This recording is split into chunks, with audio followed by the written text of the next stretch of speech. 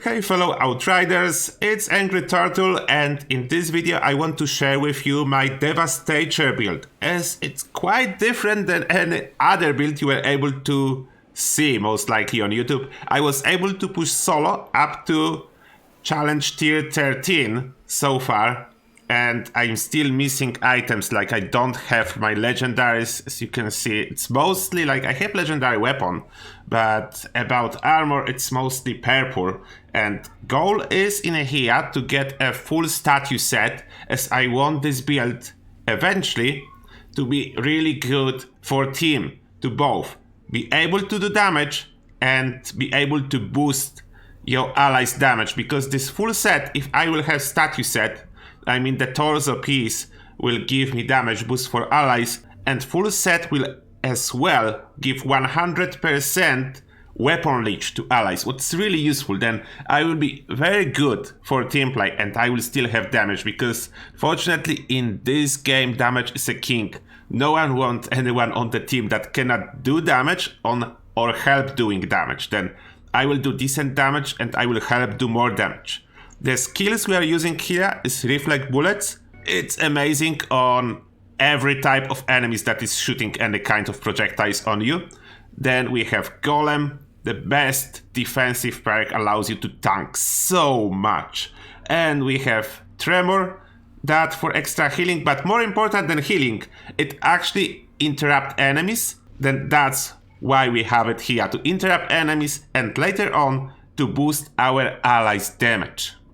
Now about the skill tree itself, you can see it's really different than most likely what you are able to see so far, but there is a reason for that. This weird hybrid, there is a point into it. Like, if I will go up to the end, it will want me to use kinetic abilities, and we don't want to use kinetic abilities. They do not match the statue set that I'm going for. Therefore this is useless. And I found something much better. Like, you see that 10% extra damage for anomaly in veins class node. And those are the anomaly in veins. This is your health regeneration. Then I was able to get 3 of those, that 30% damage. And there is a mod as well that I will show in a second on armor that doubles it up. Then that's the reason. And we have very critical things like double the magazines, 50% higher magazine size and 20% faster reload. That's amazing. That's one of the best things that we can get in here. We don't go for the weapon leech because I'm using weapon with lifesteal and it's more than enough. Like, Devastator have insane healing, then we don't go for anymore. That's great one. Champion. I'm using protection skill, either Golem or Bullet Reflect, and I'm getting 45% damage for 10 seconds. Then that's what we want. Here that was basically obvious choice, whatever was maximizing my damage, not much to choose from. Important is as well this one, Heirloom Armor. When enemy dies in close range, you steal 20% of his armor for 10 seconds. That incredibly good, as on the higher challenge tiers, enemies have a lot of armor available for you to grab. And as you can see, it's not connected in here, it's connected in here. That's very nice. I like it that it's unique, and I don't think many people is using that, and it's a perfect match for what I'm going for. Now, back into the inventory. The key here is a solid weapon. Like, I'm using this assault rifle, that's because I was able to drop it, and Deadly Disturbance is amazing for clearing up enemies, waves of enemies. As the Devastator that I'm not going for a caster playstyle, therefore I need something to clear a wave. Then this Deadly Disturbance, amazing. And this paired with Fortress increased my damage by 43%. My total damage overall, then that's amazing. There is not a problem with armor requirement. This build have insane amount of armor naturally, then you don't need to worry about required armor. I think 20k armor is required. We have like over 100,000 by default, then yeah, that's a full bonus. Next, about the armor. The important things here, we are aiming at this moment for firepower until we will get a full set of statue, because statue bonus will increase our firepower by 100% and will be good. After getting like 3 pieces, I don't think full set is required, but 3 pieces are required. We want this bonus, we want a torso piece and 1 other piece. That's the target. And here, of course, any type of damage boost is good.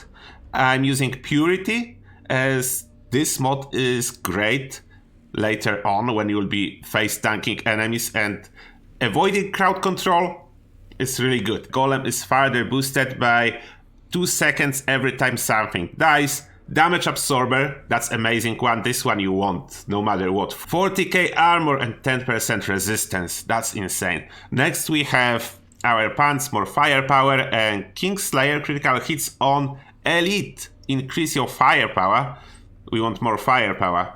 And second one, it was just in here. It's not amazing, but always 10% damage to assault weapons and gloves.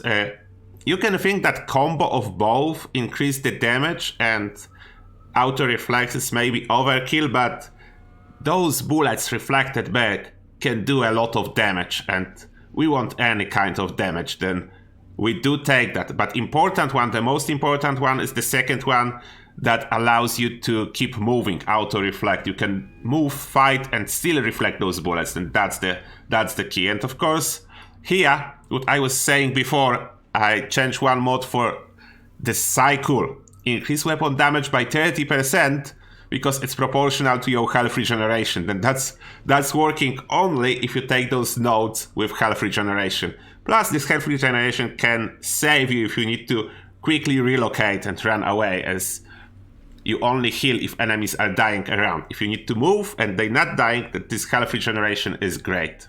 And now let me demonstrate this build in action, and we'll go for something like, let's say, frontline. And no, we are not trying to beat challenge tier 13, because the point is now I need those missing legendary, and I need to choose something that I can do as 3-star, a gold. Then I drop it to like set tier 11. That's still decent chance for me to get a legendary, but enemies are easier and I can get the time. As Devastator, main issue is do enough damage in time to get the timer, to beat the clock. That's the biggest issue. Earlier on I was farming at tier 10, but it's much easier and chance is dropping. Then I think at this moment tier 11 is a good farming tier for me. And to save your time, I will not show you entire fight, but I will just give you a sample. You can see those explosions are detonating enemies. You have these reflect bullets, as you can see, they doing decent damage. If they shoot couple bullets, then they can sometimes kill themselves. Then that always saves you time. And yeah, you can see it in action. All the clearing abilities, all the skills. This one is the best for interrupting enemies. The reload is the only moment when you are quite fragile, as they can take you down when you are reloading. Some enemies, especially melee ones, can basically like stun lock you, and that's not good. If that happens, that you are in trouble. That you always need to think about your positioning, and this bullet shield actually works as well or melee enemies, they bounce back. Then that's important. If you don't have anything, then they can straight up run on you, and that ends up badly. And here, as you can see, I like the playstyle as well. I wish they will buff it a little bit, as you need more damage to be able to solo all this stuff. Because Devastator have everything, but not damage, because there is no this magic bullets. Like, you know that every other build have these magic bullets that basically penetrate all the armor, give you extra damage, and they still have a lot of nice toys in repertoire. Then yeah, that's one thing, that Devastator is underpowered for solo. But after this build will be finished, that's the best build for team play. Like, there will be nothing better, because I will be able to distract enemies, deal damage in the same time, and boost damage of my teammates. And that's like the key. If I will have a teammate with magic bullets and I boost his damage, he will single-handedly take down all those enemies, even scaled up for a team. That's not a problem for those. And here solo, it's a little bit different story. as it's all about how fast you can clear them, and that's what we are focusing. And weak side of Devastator, there is just not enough DPS per single target. Like very tanky targets, I don't have enough DPS to deal with them quickly as I would like to. That's the downside. Everything else works great, and because there is no 100% armor penetration, we were able to see this one guy just kill himself. Then higher tiers enemies have so much armor that you cannot penetrate, that it's becoming a serious issue.